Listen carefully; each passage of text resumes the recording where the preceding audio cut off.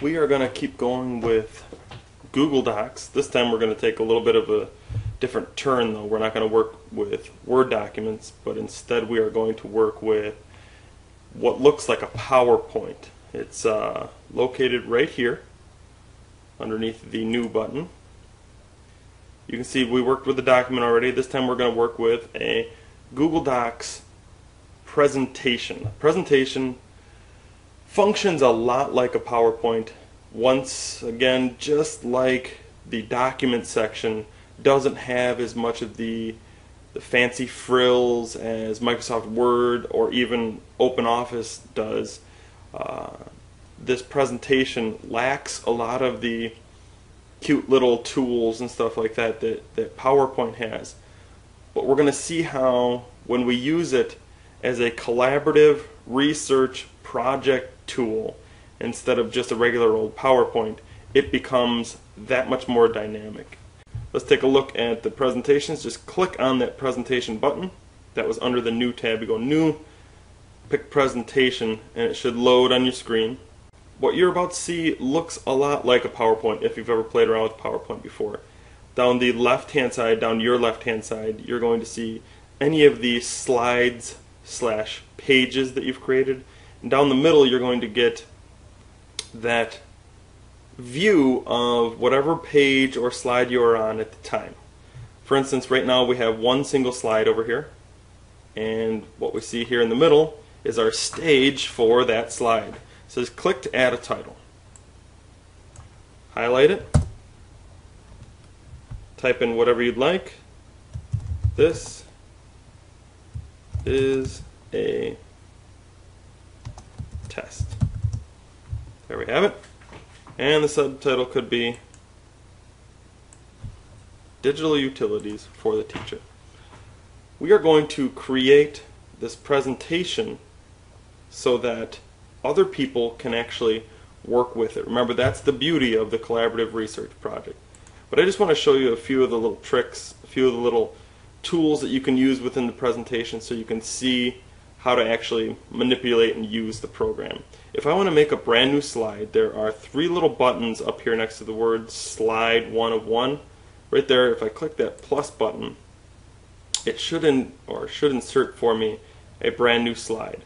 But before it actually inserts the slide, it says, what kind of slide do you want? Well, in this case, I'm going to take a text slide right here. And my new slide right here, number 2, has the little helpful tips here again.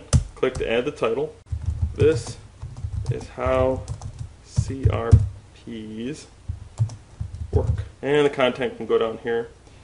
Now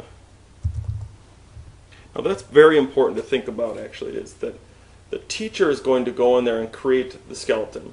You cannot just make a collaborative research project and say, here's the topic, students, go out there and make it. You could, but it's going to work a whole lot better if you actually put together the framework for them to work with. And what you can do is actually create, let's say we were doing something on automobiles and you wanted to do automobiles through history. Well, you would go in there and probably create about 5 to 10 slides for your student. You could even give them the title, the generic title, Cars Throughout History.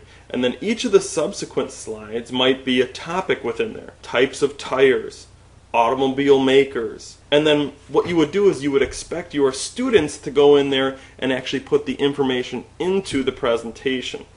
And so they have that framework to work with. They know sort of what your expectations are, but they actually do all of the work for actually doing the research and then putting it into the presentation. Let's take a few peeks at some of the other things that we can do. We just created a new slide. Let's go ahead and insert a picture now. If you look right up here, there's actually a button that says Insert Image into Current Slide. And if you click that button, you'll see that you can go ahead and browse your computer just like you would with an email attachment. You would go in there, pick whatever picture you would like, and I'm going to go in here and grab this Windows key. Hit OK, that's on my drive. I have a second option where I could actually go in and specify a URL. That's, in other words, if I found a picture on the internet, like if you did a Google image search and you found that thumbnail, you open it up to the largest size that it possibly could be, you could then copy that image and paste it into this URL. It's sort of a fast little way to do it. The problem with that is then you don't have that image archived on your computer. So I'm going to hit OK, wait for a few seconds here, and it should upload that image right into this presentation for me. And there it is. There's my image. Once it's in here, I can move it around, resize it.